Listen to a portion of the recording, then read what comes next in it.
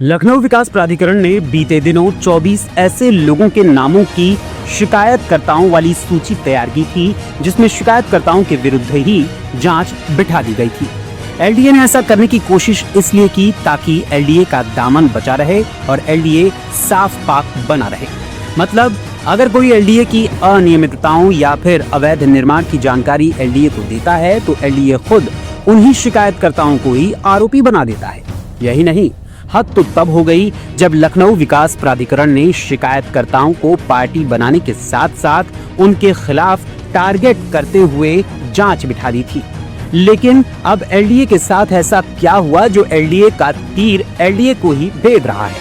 अब जरा एलडीए की शिकायतकर्ताओं पर की गई कार्रवाई और उसके फीडबैक का आभास भी जान लीजिए। दरअसल लखनऊ विकास प्राधिकरण को इस मामले में अब मुंह की खानी पड़ रही है।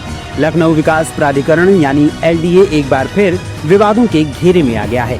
एलडीए के उपाध्यक्ष आईएएस प्रथमेश कुमार को एक लीगल नोटिस भेजी गई है। ये नोटिस एक आरटीआई कार्यकर्ता के वकील ने भेजी है, जिसमें प्राधिकरण की कार्यशैली और आरटीआई एक्टिविस्ट के खिलाफ उठाई गई गंभीर कार्रवाई को आरटीआई एक्टिविस्ट के वकील ने चैलेंज किया है। आरटीआई एक्टिविस्ट के वकील के इस लेटर पर गौर फरमाइएगा, सोचिएगा और फिर समझने की कोशिश भी कीजिएगा कि एलडीए अब क्यों खुद के बुने गए जाल में खुद भी फंस गया है। दरअसल ये आपके स्क्रीन पर जो लीगल नोटिस चल रहा है, ये आरटीआई एक्टिविस्ट के वकील का वो नोटिस है जो एलडीए उपाध्यक्ष आईएएस प्रथमेश कुमार को भेजा गया है। आरटीआई एक्टिविस्ट के वकील ने इस पूरे घटनाक्रम को लोकतांत्रिक अधिकारों का दमन करार दिया है। यही नहीं, आरटीआई एक्टिविस्ट के वकील ने ये भी तथ्य रखा है कि शिकायतकर्ताओं को टारगेट करना न सिर्फ असंवैधानिक है, बल्कि ये जनहित में आवाज उठाने वालों को डराने की एक सोची समझी साजिश भी है।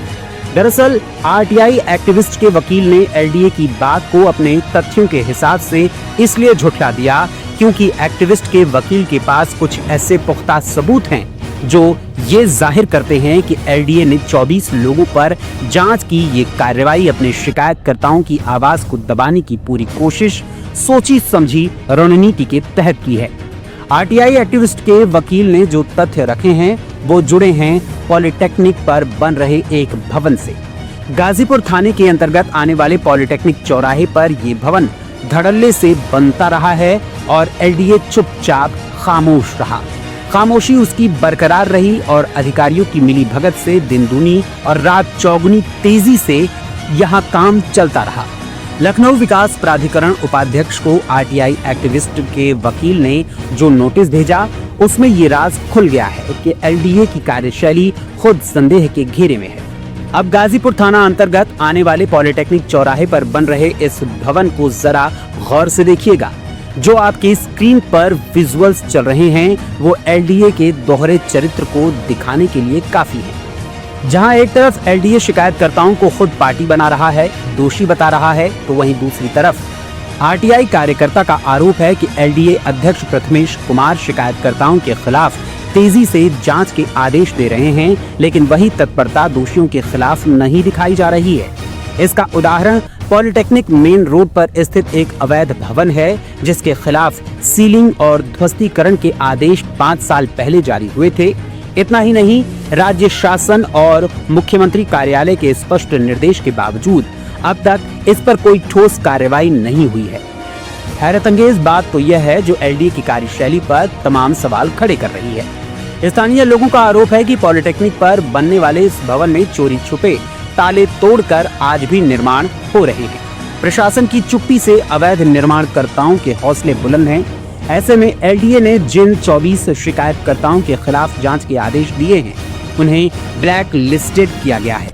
उनकी तरफ से लखनऊ के नागरिकों के तमाम सवाल एलडीए को घेरे में ले रहे हैं। सवाल नंबर 1, क्या एलडीए की कार्रवाई चुनिंदा लोगों के खिलाफ है? दूसरा और अहम सवाल, क्या शिकायतकर्ताओं को डराने के लिए जांच का सहारा लिया जा रहा है?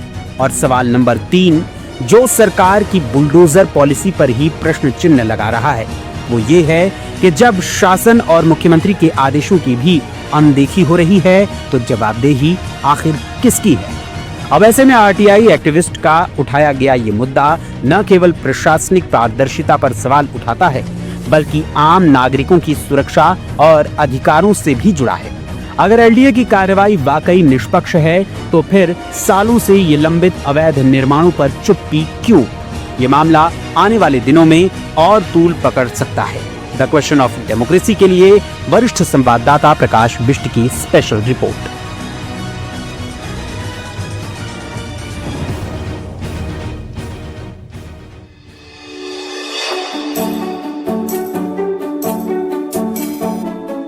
Subscribe now and press the bell icon. Never miss an update.